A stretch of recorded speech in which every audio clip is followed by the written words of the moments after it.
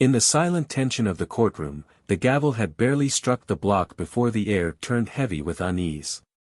A commanding voice, sharp and dripping with disdain, shattered the fragile calm. The police officer, uniform pressed to perfection but his arrogance sharper than any badge could shine, leaned forward. His eyes, cold and unrelenting, fixed on the woman seated at the bench. "Your Honor," he began, the title rolling off his tongue with sarcasm so thick it cut through the room like a knife. "Are we really going to pretend that someone like you can understand the gravity of this case? Someone who, not too long ago, would have been sitting on the other side of this bench, if allowed in here at all." The courtroom froze. Every muscle in the room tightened, every breath held. The insult wasn't veiled. It wasn't subtle. It was a blatant attack, not just on her authority but on her identity. Yet, the judge remained composed. Her fingers curled around her pen just slightly tighter, but her expression didn't betray her. "Not yet." The officer continued, his words escalating, feeding on the silence, as if daring someone, anyone, to challenge him. "It's laughable, really. This system was built for people like me to protect it, not for people like you to sit there and act like you own it. Don't think I don't know why you're trying so hard to prove something here." The weight of his words hung in the air, the insult burning deep not just for her, but for every person who had ever been told they didn't belong. The judge, still poised, leaned forward slightly, her voice firm yet calm. "This is a courtroom, officer, not a playground for your unchecked prejudices. If you cannot respect this space, you may leave." But he didn't stop. His smirk widened, and his tone grew more venomous. "Respect? Respect is earned. And you? You've done nothing to earn it from me." The whispers in the courtroom grew louder. Even those who had tried to ignore the tension couldn't look away now. It wasn't just about the case anymore, it was about a clash that exposed the raw wounds of a system that had failed so many for so long. The judge finally stood, her authority emanating like a force field. But before she could speak, he stepped closer, his voice now a sharp whisper that somehow carried through the courtroom like a shout. "You don't scare me. You're just playing dress-up in a role you were never meant to have. And deep down, you know it." The silence was deafening. Every eye was on her, waiting to see if the fire he had ignited would consume her, or him. And then it happened. The moment no one saw coming. The sharp crack of her voice echoed through the room, her words cutting through his condescension like a blade. "You think this is about me? You think you can intimidate me because of your uniform, your arrogance, your ignorance? Let me remind you, officer, that this courtroom does not run on your bias. It runs on justice. And justice will always silence people like you." The tension broke, but only for a second. His smirk faltered, his composure slipping. But instead of backing down, he took a step too far. One aggressive move forward, a hand raised as if to silence her, an action meant to humiliate her publicly. The courtroom gasped. And in that instant, something shifted. She didn't flinch. She didn't retreat. Instead, she stood taller. Her voice, unwavering, carried a conviction that left the room electrified. "You will regret this," she said, her tone a promise, not a threat. What followed in the courtroom sent shockwaves through everyone present. Witnesses who once sat passively now had their phones recording. The officer, stunned by her defiance, found himself suddenly exposed, vulnerable in a way his authority couldn't protect. And as the doors to the courtroom swung open, the whispers of those outside grew louder, carrying with them questions that begged to be answered. What would happen to him now? How far would the judge go to ensure he faced justice? And, perhaps the most unsettling question of all, what had he underestimated in her resolve? The story was far from over. In fact, it had only just begun. At Plough of Twist, we firmly stand against all forms of racism, prejudice, and discrimination. We believe in equality, justice, and amplifying voices that have been silenced for too long. To our black audience, we see you, we hear you, and we stand with you. This channel is a space where powerful, impactful stories shine a light on truths that matter. Now, get ready for a gripping story of resilience and justice. If you enjoy what you see, don't forget to hit that subscribe button and turn on notifications so you never miss a twist. Let's dive in. The city buzzed with an undercurrent of chaos, its streets alive with movement, a symphony of honking horns, muffled conversations, and hurried footsteps. Inside the courthouse, however, the noise from outside faded into the structured order of legal proceedings. Towering ceilings framed walls lined with shelves of law books, their spines worn and faded by years of use. It was a place where justice was supposed to prevail, where principles trumped prejudice, and where a young black woman named Simone Carter had risen against all odds. Simone had always carried herself with a quiet strength, one forged in the fires of systemic bias and relentless doubt.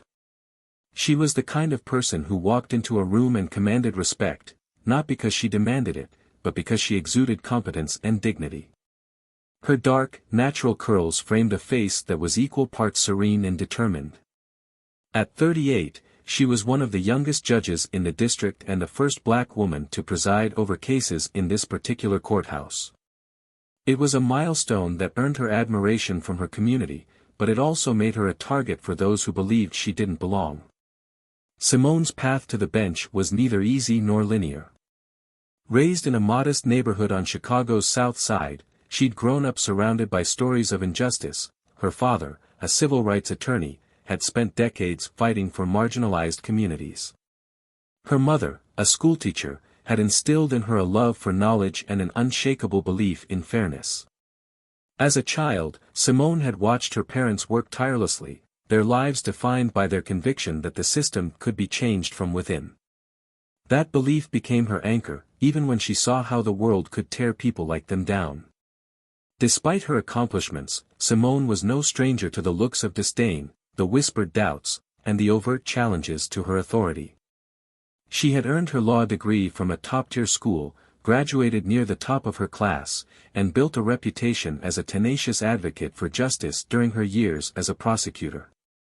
But to many, those achievements weren't enough. In their eyes, her skin color outweighed her credentials, and her gender undermined her authority. The courthouse itself was a microcosm of the larger world. The corridors buzzed with a mix of respect and resentment toward Simone. Some colleagues admired her brilliance and composure, while others viewed her as an outsider, an interloper in a space they believed belonged to them. Among those in the latter group was Officer Andrew Malone, a veteran of the police force with nearly 2 decades of service under his belt. Malone was a man who wore his badge like armor, believing it shielded him from accountability. His towering frame, square jaw, and piercing blue eyes were often enough to intimidate anyone who crossed his path. He was the embodiment of authority unchecked, a man whose version of justice often blurred the lines between protection and power. Malone's disdain for Simone wasn't subtle. To him, she represented everything that was wrong with the system he claimed to serve.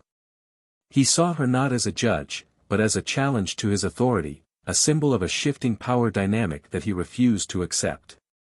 Their paths had crossed on multiple occasions, always in courtrooms where Simone's rulings often went against officers like Malone. He had seen her dismiss cases where evidence was tainted, heard her question the validity of police testimonies, and watched her insist on holding law enforcement accountable. Each decision felt like a personal affront, fueling his simmering resentment. The day their confrontation unfolded, the tension was already thick. It was a case involving a young black man, barely 18, accused of assaulting an officer during a traffic stop. The prosecution's evidence was shaky at best, grainy footage that told a different story than Malone's written report. The defense argued it was yet another instance of racial profiling, and Simone had made it clear she wouldn't tolerate any shortcuts in the pursuit of justice. For Malone, this was unacceptable. He had been the arresting officer, and Simone's insistence on scrutinizing every detail felt like a direct attack. The courtroom was packed that day. Reporters filled the gallery, their pens poised to document every moment. Community members had come to show their support for the defendant, while officers sat in solidarity with Malone, their presence a silent display of unity. As Simone entered the room, her black robe flowing behind her, the noise subsided. Her expression was unreadable, but there was a quiet fire in her eyes, a determination not to let the weight of the moment crush her. Malone sat at the prosecution's table, his presence impossible to ignore. His posture was rigid, his jaw clenched, and his eyes fixated on Simone. He didn't bother hiding his disdain. When the proceedings began, his interruptions were frequent, his tone laced with condescension. Each time, Simone calmly redirected him, her voice steady, her authority unshaken. But it was clear that the tension between them was building, an invisible thread tightening with every word. As the case unfolded, the discrepancies in the evidence became glaringly obvious. The defense painted a picture of a young man caught in the crosshairs of a system that saw him as guilty before proven innocent. Simone's questions were sharp, her focus unwavering. She pressed the prosecution on the inconsistencies, her tone firm but fair. Malone's frustration grew with each passing moment, his face reddening as he watched his case unravel. By the time the defense rested, the courtroom was buzzing with anticipation. Simone paused, her gaze sweeping the room, taking in every face before turning her attention to Malone. Her voice was calm but carried an edge of steel as she addressed the jury, outlining the standards of evidence required for a conviction. It was clear she wasn't going to allow prejudice to dictate the outcome. As she delivered her final instructions, Malone's anger boiled over. He stood abruptly, his chair scraping loudly against the floor, drawing all eyes to him. The tension in the room reached a breaking point. What came next would alter the course of both their lives and leave everyone in that courtroom questioning what justice truly meant. The scrape of Malone's chair against the floor reverberated through the courtroom, a sharp disruption to the fragile order Simone had worked tirelessly to maintain. Every pair of eyes turned toward him, and in that instant, the atmosphere shifted. He didn't bother masking the hostility etched across his face, his movements slow and deliberate as if daring anyone to stop him. "Your Honor," he said, his voice low but laced with venom, "I have to question the integrity of these proceedings." The room seemed to hold its breath. Simone remained seated, her expression calm, though her fingers tightened slightly on the edge of her bench. She measured her response, each word precise. "Officer Malone, if you have concerns regarding the proceedings, you may voice them through the appropriate channels. However, this is not the time, nor the place, to undermine the court." He smirked, leaning forward, his large frame towering over the desk in front of him. "Appropriate channels? You mean the ones designed to protect people like you when they step out of their depth?" A murmur rippled through the courtroom, disbelief mixing with outrage. Simone's jaw clenched, but she refused to give him the satisfaction of a reaction. Instead, she leaned back slightly, folding her hands in front of her. "I would caution you," she said evenly, her voice carrying authority, "against making statements that have no relevance to the case at hand." Malone's smirk grew wider, and his voice rose slightly, now addressing not just her but the entire courtroom. "The case at hand? Let's talk about that. We've got a repeat offender who resisted arrest, attacked an officer, and somehow he's the victim now. This whole charade is nothing more than a platform for you to push your agenda." The courtroom erupted into a cacophony of gasps and whispers, reporters scribbling furiously as Simone tapped her gavel twice to restore order. Her voice cut through the chaos, sharp and unyielding. "This court will not tolerate personal attacks or baseless accusations. One more outburst, Officer Malone, and you will be held in contempt." But the threat didn't land as she intended. Malone's glare intensified, his body radiating defiance. He took a step closer to the bench, his voice dropping to a dangerous whisper that was still audible to everyone. "You think you can control this courtroom? You can't even control the narrative outside these walls. People know what's happening here, Your Honor, and trust me, they're watching." Simone locked eyes with him, refusing to look away. "You're right," she said, her voice steady but firm. People are watching. Which is why I will continue to uphold the law without bias or intimidation. Now, sit down. For a moment, it seemed like he might push further, his fists clenching at his sides. But then, with a scoff, he dropped back into his seat, his frustration visible in every tense movement. The courtroom slowly settled, though the tension remained palpable. As the proceedings continued, it became clear that the defense had built a strong case. Witnesses testified to inconsistencies in the police report, and the video footage revealed gaps in Malone's version of events. Each revelation chipped away at his credibility, his frustration bubbling beneath the surface. By the time the defense rested, the energy in the room was electric, a charged anticipation hanging in the air. When the court adjourned for the day, Simone retreated to her chambers, her mind racing. The weight of the day pressed heavily on her shoulders, but she refused to let it consume her.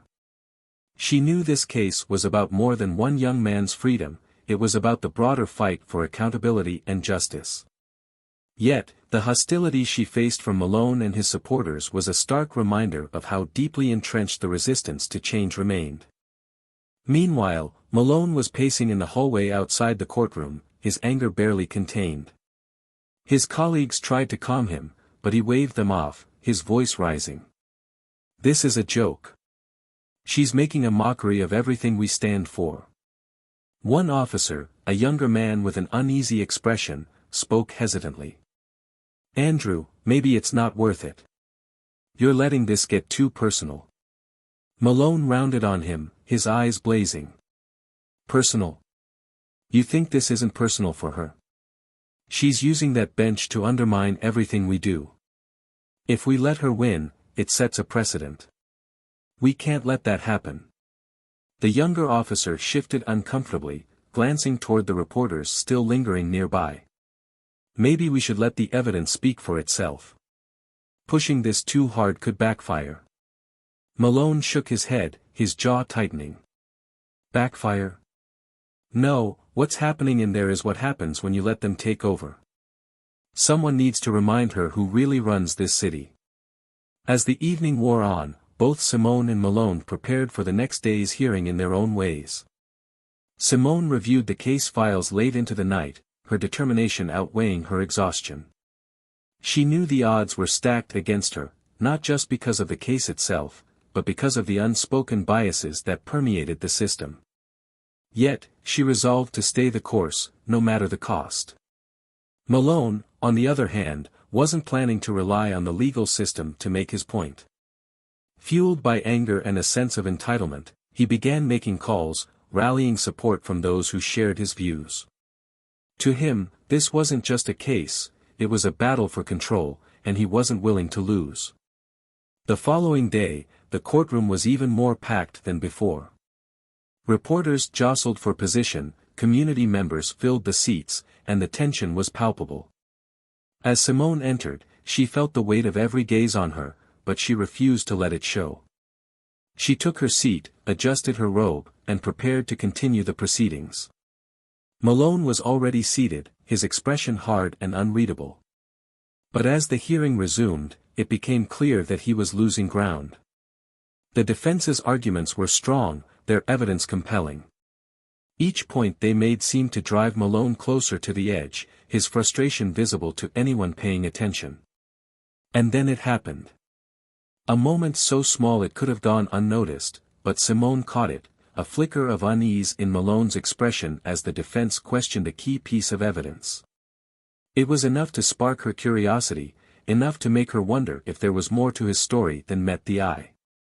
As the day drew to a close, the courtroom buzzed with speculation. Simone adjourned the hearing, her mind racing with possibilities. She sensed that the case was on the verge of a breakthrough, but she couldn't yet see how it would unfold.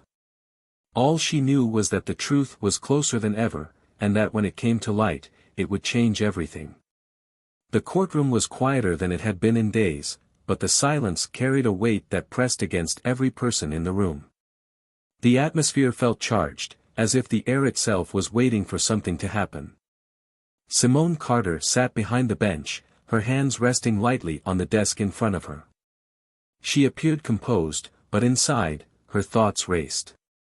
The defense's final argument had been strong, too strong to ignore. The evidence against the young defendant, already shaky, was unraveling by the second, and the cracks were becoming impossible to cover up.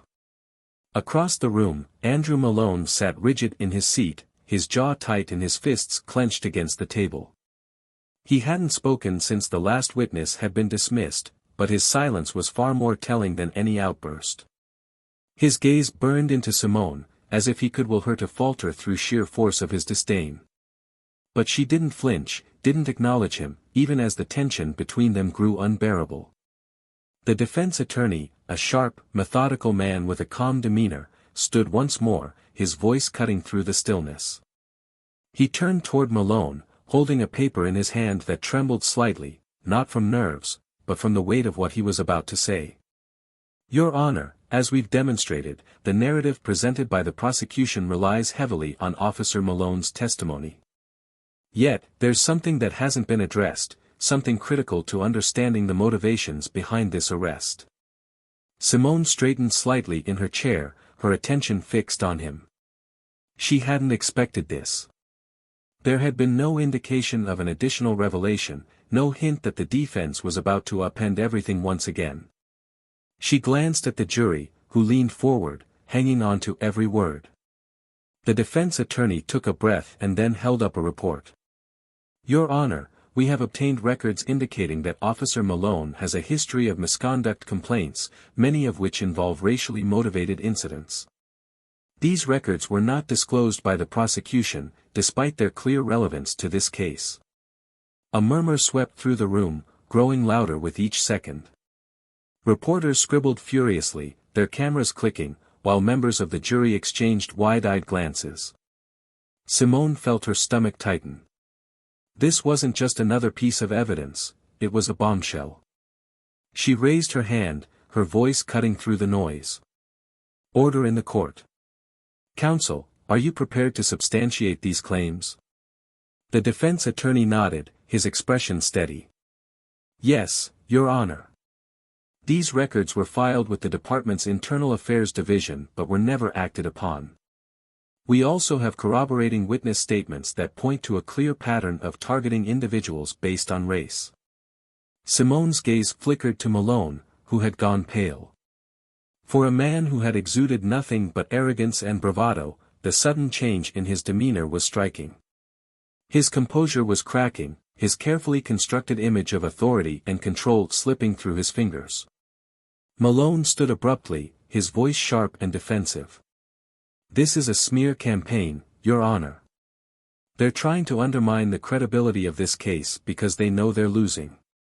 Simone's eyes locked onto his, her tone calm but unyielding. Officer Malone, you will have the opportunity to respond when called upon. For now, I suggest you remain seated. His mouth opened as if to argue, but something in her gaze stopped him. He sat back down, though his body remained tense, his fists still clenched on the table. The defense attorney continued, now addressing the jury. This isn't just about one arrest. It's about a pattern of behavior, one that calls into question the very foundation of this case. If Officer Malone has a history of falsifying reports or targeting individuals unjustly, how can we trust his account of what happened that night? Simone let the words hang in the air for a moment before speaking. The court will recess for 1 hour to allow both sides to review this new evidence. We will reconvene promptly. She struck the gavel, and the room erupted into chaos. Reporters swarmed toward the defense attorney, while community members whispered furiously among themselves. Simone retreated to her chambers, the weight of the moment pressing heavily on her. She could feel the cracks forming, not just in the case, but in the walls Malone had built around himself. For the first time, she saw fear in his eyes, and it unsettled her. In the hallway, Malone cornered the prosecution's lead attorney, his voice a harsh whisper. You didn't tell me they had that. How the hell did this happen? The attorney looked flustered, his hands raised in defense. I didn't know. That wasn't in the files we reviewed. Malone stepped closer, his voice lowering but losing none of its intensity. Fix it. I don't care what you have to do, just fix it. But the attorney shook his head. It's too late. The jury's seen it. They've heard it. We can't unring that bell. Malone swore under his breath, his frustration boiling over. He turned and stormed toward the exit, ignoring the reporters who called his name.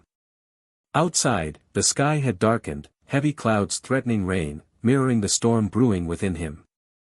Back in the courtroom, the hour passed quickly. When the court reconvened, the atmosphere was different. There was a charge in the air, an anticipation that something irreversible was about to happen. Simone resumed her seat, her face calm but her mind alert. The defense presented the evidence, laying out a damning timeline of complaints and incidents involving Malone. Each revelation hit harder than the last, eroding the foundation of the prosecution's case. Malone's face was a mask of defiance, but his eyes betrayed him. He glanced toward the jury, toward the gallery, toward Simone, as if searching for an escape that wasn't there. When the defense rested, he stood once again, this time addressing Simone directly. Your Honor, this is a farce. You're letting them tarnish my reputation, my career, based on unsubstantiated claims. Simone met his gaze, her voice steady but laced with authority. Officer Malone, the evidence presented is now a matter of record. If you wish to refute it, you may do so under oath. For a moment, it seemed like he might take the stand, but then he hesitated. His silence spoke louder than any words could have. Simone turned to the jury, her expression unreadable. The court will now recess for deliberation. The jury is instructed to weigh the evidence carefully and return with a verdict. As the jury filed out, Simone glanced once more at Malone. His arrogance was gone, replaced by something almost resembling fear. She had seen men like him before, men who believed their power made them untouchable. But today, the cracks were showing. Today, justice felt within reach. And as the door closed behind the jury, the weight of what was coming settled over the room like a storm ready to break. The courtroom was heavy with tension, the air thick and unmoving as if everyone present was holding their collective breath. Simone sat at her bench, her face calm but her mind racing. The defense had just revealed an inconsistency in the evidence, a small crack in the case that could shatter the entire structure. It was subtle but significant, and she knew it wasn't something Malone had anticipated. His earlier confidence now seemed more like bravado masking desperation. Malone stood at the prosecution table, his body rigid, his fists clenched on the edge of the desk. His voice, when he spoke, carried an edge of panic disguised as anger. This is ridiculous. We're really going to let a single discrepancy overshadow everything? This is what happens when we coddle criminals and ignore the work of law enforcement. Simone leaned forward slightly, her eyes locking onto his. Officer Malone, this court is concerned with the facts, not emotional appeals. The evidence is either reliable or it isn't, and it's my duty to ensure that only the truth informs the jury's decision. He glared at her, his jaw tightening. And who determines what's truth here? You. A judge who's more interested in making a statement than in justice? The room erupted in murmurs, the spectators too engrossed in the drama to remember decorum. Simone tapped her gavel twice, her voice cutting through the noise with practiced authority. Order. This is your last warning, Officer Malone. If you cannot maintain professionalism, I will hold you in contempt. His lips twisted into a smirk that didn't reach his eyes. Of course, Your Honor. Professionalism. The defense attorney, a young but sharp woman named Camille Diaz, rose from her seat, her expression neutral but her tone calculated.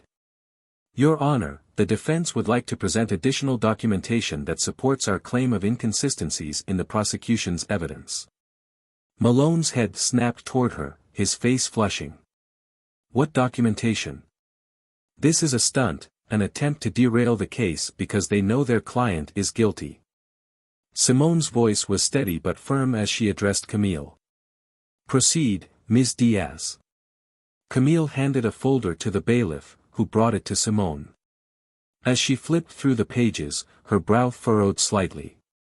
The documents were detailed, meticulous in their presentation, and highlighted a troubling pattern. Malone shifted uneasily, his fingers tapping against the table as if trying to expend the nervous energy coursing through him. Camille spoke with measured confidence, her voice carrying across the room. "These records show a history of altered reports submitted by Officer Malone in cases involving young black men. The inconsistencies are not isolated to this case. In fact, they form a pattern that calls into question his credibility as a witness and as an investigator." The murmur of the crowd grew louder, the weight of the revelation rippling through the room like a tidal wave. Simone set the folder down, her expression unreadable as she looked at Malone. "Officer Malone, do you wish to respond to these allegations?" His face darkened, his voice rising despite himself. "This is absurd. Those are baseless accusations, and I won't sit here and be slandered in front of the entire courtroom." Simone's gaze didn't waver. "The court is not slandering you, Officer Malone. It is examining evidence, which is its duty. Do you deny that these reports were altered?" He hesitated, the pause longer than it should have been. The silence spoke louder than any admission, and the spectators leaned forward in their seats, sensing that something was unraveling. Finally, he snapped, his voice filled with frustration. "I did what I had to do to ensure justice. Sometimes the system doesn't work the way it should, and you have to make tough calls. But I never lied." Camille was quick to respond, her tone sharp. "Ensuring justice by falsifying records, Officer Malone. That's a dangerous justification, especially when it disproportionately affects certain groups." His anger boiled over, his voice rising. "You have no idea what it's like out there. You sit in your offices and in this courtroom, pretending to understand the realities of the streets. You don't know what it's like to face danger every day, to deal with people who hate you just for wearing the uniform." Simone's voice cut through his tirade, calm but commanding.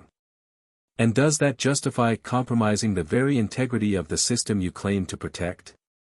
Does it justify targeting individuals based on their race, or bending the rules to suit your narrative?" His silence was damning. He looked away, his eyes darting to the officers seated in the gallery. Some of them shifted uncomfortably, their expressions betraying a mix of loyalty and doubt. He had been their leader, their example, but now that example was crumbling under scrutiny. Simone exhaled slowly, the weight of the moment pressing down on her. She addressed the court, her voice steady despite the tension. "This is not just about one case or one defendant. It's about the principles we uphold, the integrity of the system, and the trust that the public places in us. If we fail to hold ourselves accountable, we fail the people we are meant to serve." The room fell silent, the gravity of her words settling over everyone. For the first time, Malone looked smaller, his confidence diminished, his authority questioned. He opened his mouth to speak, but no words came. The truth was laid bare, and there was no escaping it. Simone adjourned the court for the day, leaving everyone to process what had just unfolded. As she walked back to her chambers, the weight of the case pressed heavily on her shoulders, but she knew one thing with certainty: the fight for justice wasn't over. What came next would determine not just the outcome of this case but the future of everyone involved. The courtroom was quieter than it had been in days, but the tension was no less suffocating. Everyone present knew they were witnessing the aftermath of something monumental. The case had become a microcosm of a much larger conflict, and now, every word and every decision carried the weight of something far greater than just one trial. Simone entered the courtroom, her expression unreadable as always, but those who had observed her closely over the past few days might have noticed the faint trace of exhaustion in her eyes. It wasn't fatigue from lack of sleep, it was the burden of navigating a system that constantly tested her resolve. She took her seat, adjusted her robe, and gave a measured nod to the bailiff. The trial was resuming, but the atmosphere was different. It wasn't just about justice for the defendant anymore, it was about holding the system accountable. Camille Diaz stood, her confidence bolstered by the cracks that had formed in Malone's defense. Her voice was steady but carried the weight of conviction as she addressed the court. Your Honor, the defense requests to introduce one final witness. This individual has direct knowledge of Officer Malone's conduct and can speak to the broader implications of his actions. Simone considered the request, her gaze sweeping the courtroom. You may proceed. The door at the back of the room opened, and a man walked in. He was younger than expected, with a nervous energy that he tried to conceal. He took the stand, glancing at the jury, then at Simone, before settling his gaze on Camille. She began gently, knowing the gravity of what she was asking him to do. Please state your name and occupation for the record. He cleared his throat, his voice barely above a whisper. Marcus Taylor. I'm a former officer with the department. A ripple of surprise moved through the room, though Simone remained composed. Camille pressed on. Mr. Taylor, you resigned from the force recently. Could you explain why? Marcus hesitated, his eyes darting toward Malone, whose face was now a mask of barely concealed rage. Marcus took a deep breath, then spoke. I left because I couldn't be part of it anymore.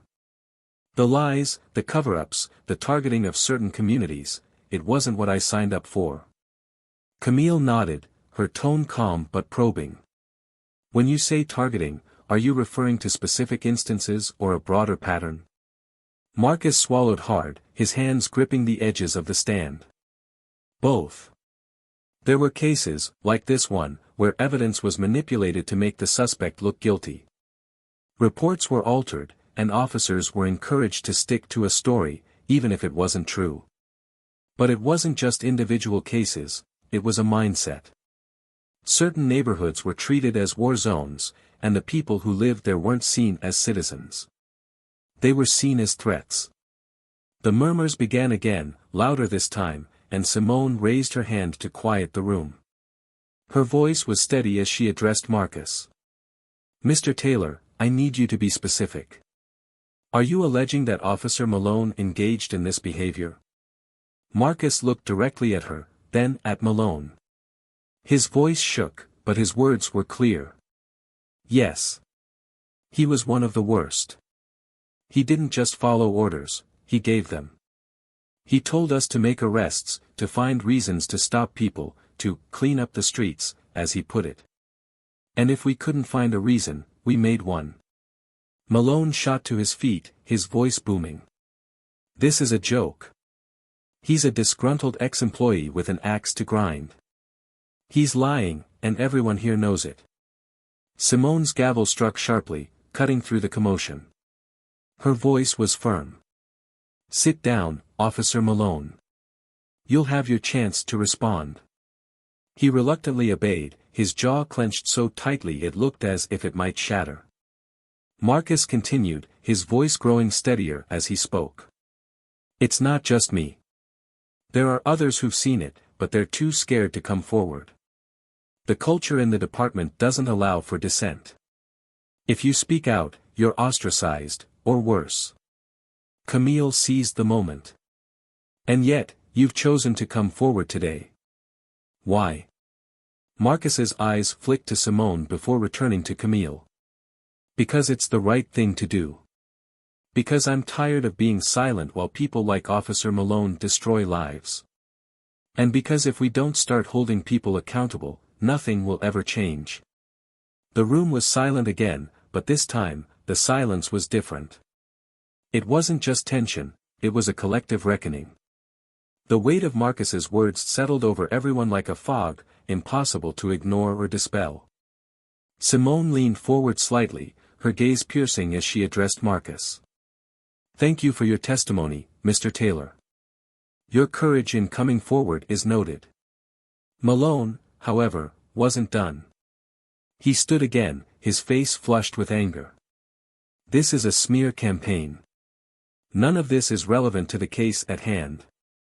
This is about one suspect and one incident, not some grand conspiracy. Simone turned her gaze to him, her tone sharp. "Sit down, Officer Malone. This court will determine what is relevant." He didn't move at first, his defiance clear. But then, slowly, he returned to his seat, his frustration boiling just beneath the surface. Simone let the silence linger for a moment before turning back to Camille. "Does the defense have anything further?" Camille nodded. "Not at this time, Your Honor." Simone exhaled quietly, her hands resting on the edge of the bench. She addressed the jury, her voice steady but carrying the weight of everything that had transpired. "This court has been presented with a great deal of evidence, much of which calls into question the integrity of the case before us. It is now your duty to determine the truth and to ensure that justice is served." As the jury was dismissed to deliberate, the room buzzed with an energy that felt both electric and somber. The trial wasn't over, but the truth was out in the open, and it was clear that nothing would be the same again. Simone sat back in her chair, watching as the courtroom emptied, knowing that the next steps would be the most critical of all. The jury room door closed with a weighty thud, leaving the courtroom in an uneasy stillness. The deliberations had begun, but the tension outside those walls was no less intense. Simone remained at her bench, quietly observing the room as people filed out in clusters. Some spoke in hushed tones, their voices carrying the weight of disbelief and anger. Others moved in silence, their faces a mix of shock and contemplation. Officer Malone, however, stayed rooted at the prosecution table, his gaze fixed on Simone, a quiet storm brewing behind his icy eyes. Camille was gathering her papers, her movements calm but deliberate, her satisfaction carefully contained. She felt the tide turning but knew better than to celebrate prematurely. As she slid the last file into her briefcase, Malone's voice cut through the silence, low but unmistakable. "This isn't over. You think you've won something, but you don't understand what you've started." Simone lifted her eyes to meet his, her voice even but firm. "Officer Malone, if you have anything to say that is relevant to the case, you may file a formal motion. Otherwise, I suggest you keep your comments to yourself." He ignored her, standing abruptly and turning to Camille. His tone was sharp, his words dripping with contempt. "You and your client have made a mockery of this court. Twisting facts, dragging my name through the mud, all to push your agenda. But let me tell you something, people like you don't change anything. You're a moment, not a movement." Camille didn't flinch. Instead, she straightened, her voice calm but resolute. "And people like you rely on that belief to stay in power.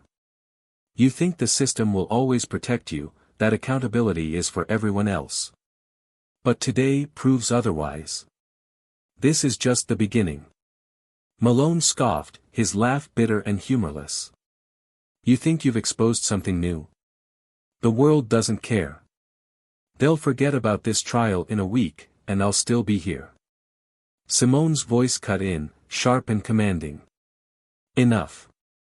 Officer Malone, your conduct in this court has already been unacceptable, and I will not allow further disruption.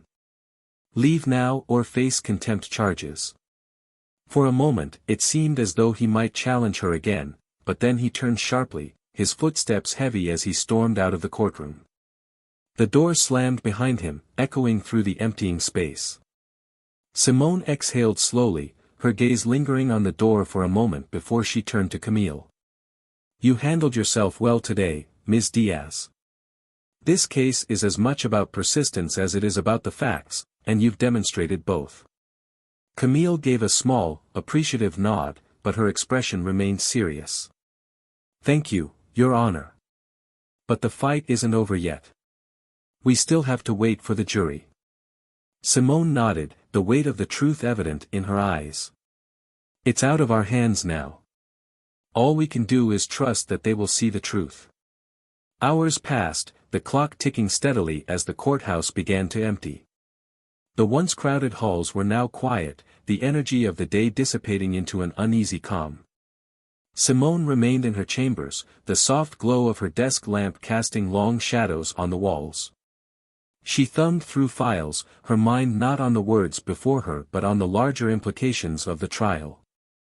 This wasn't just about one case or one officer, it was about a system that had allowed people like Malone to operate unchecked for far too long. The knock on her door startled her out of her thoughts. It was Camille, her expression cautious but hopeful. "Your Honor, the jury has reached a verdict."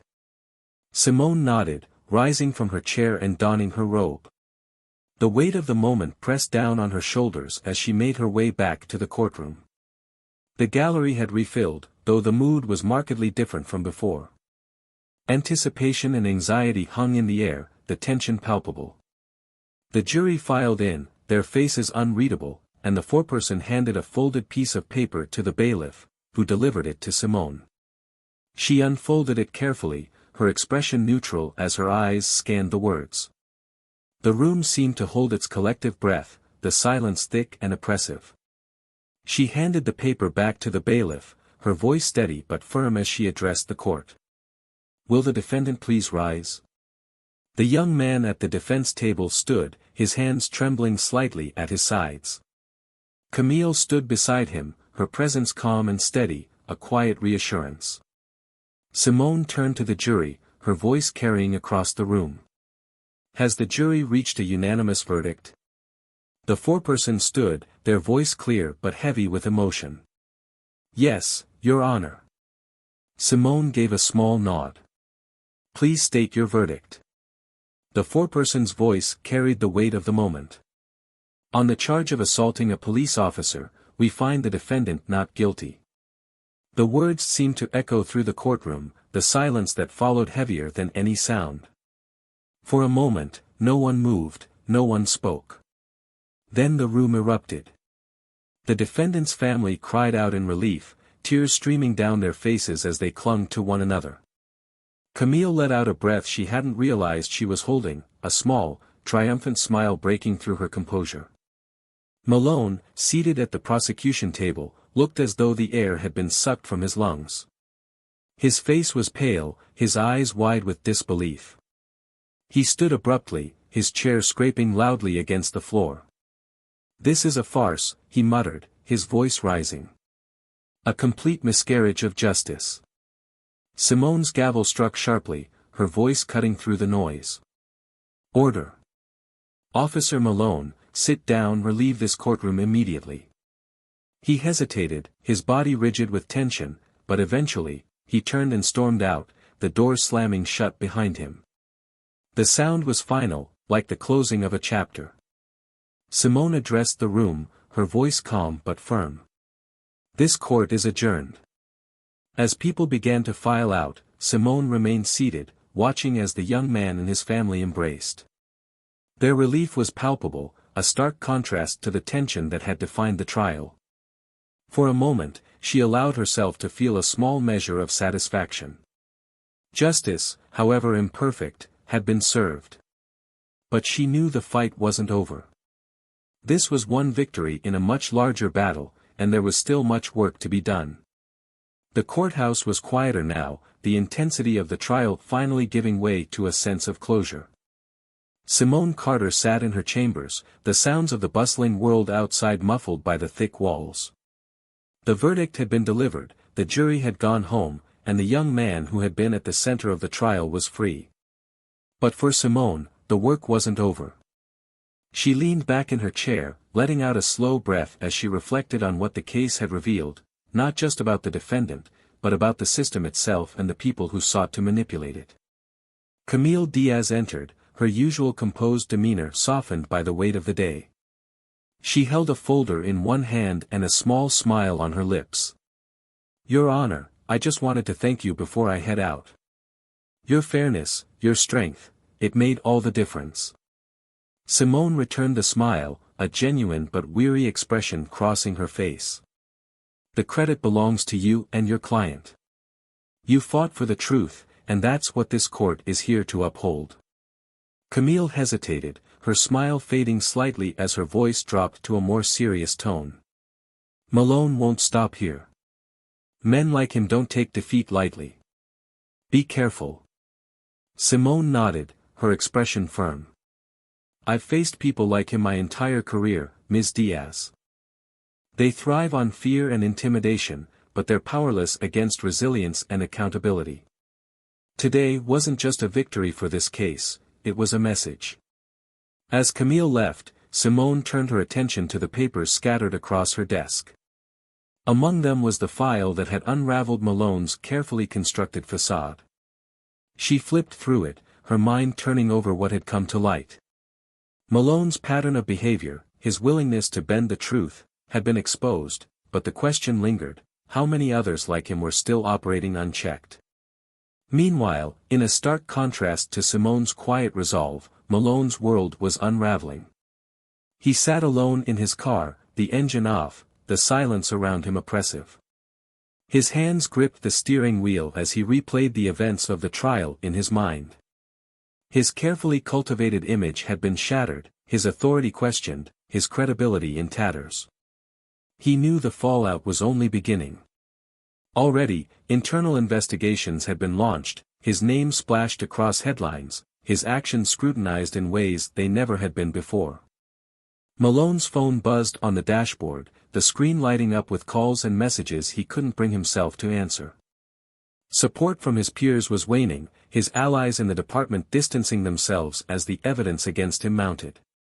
He had always believed himself untouchable, protected by the badge and the culture that came with it. Now, he was learning just how fragile that protection could be when the truth came to light. The young man at the heart of the case, Marcus Williams, walked out of the courthouse into the embrace of his family. His mother's tears soaked his shoulder as she clung to him, her relief palpable. For Marcus, freedom felt surreal, like a weight had been lifted from his chest, yet he couldn't shake the anger and frustration of what he had endured. He looked over his shoulder at the courthouse, at the place where his life had nearly been stolen from him, and vowed silently that he would do everything in his power to ensure no one else would have to go through the same ordeal. Days later, the headlines shifted. Officer Malone had resigned from the force amid growing pressure and allegations of misconduct beyond the case in Simone's courtroom. Investigations revealed a pattern of behavior that extended back years, implicating not only him but others who had covered for him. The department, under scrutiny from the public and the media, announced sweeping reforms, including independent oversight and mandatory training programs designed to address the biases that had allowed officers like Malone to thrive. For Simone, the news was a validation of everything she had fought for, but it was also a reminder of how much work remained. Change was slow, often met with resistance, but it was possible. She attended a community meeting a week after the trial, standing before a room full of people who had gathered to discuss ways to hold the system accountable. Her words were met with applause, her presence a symbol of hope for many who had felt powerless for so long. Marcus, too, found himself drawn to advocacy. He began speaking at schools, sharing his story, encouraging young people to understand their rights and to believe in their worth. His voice carried the weight of experience, and his passion resonated with those who heard him. He had been a victim of a broken system, but he refused to let that define him. Instead, he chose to become a force for change. Simone watched his progress with pride, knowing that his resilience was a testament to the power of standing firm in the face of adversity. She continued her work on the bench, her rulings a reflection of her unwavering commitment to justice. The trial had been one chapter in a much larger story, but it was a chapter that had sparked something bigger, a movement toward accountability, toward equity, toward a future where the truth could no longer be ignored. As the dust settled, Simone sat in her chambers, looking out the window at the city skyline. She thought about the journey that had brought her here, about the challenges she had faced, the battles she had fought, and the victories she had earned. She knew there would always be more to do, more people to help, more systems to change. But for the first time in a long time, she felt a sense of peace, a quiet assurance that her work mattered and that she was exactly where she was meant to be. This story reminds us of the power of resilience, the importance of standing up for what's right even when the odds are stacked against you. It's a story about accountability, about holding people in positions of power responsible for their actions, and about the strength it takes to fight for justice in a system that often feels designed to resist it. It's a story that asks us to reflect on our own role in creating change, to consider how we can challenge the systems and mindsets that perpetuate inequality. What did this story make you feel? Did you see yourself in any of the characters or their struggles? Share your thoughts in the comments below, we'd love to hear your perspective. And if you haven't already, make sure to subscribe to Tales of Twist for more stories that inspire, challenge, and leave you thinking long after they're over. Thank you for being here, and we'll see you in the next story.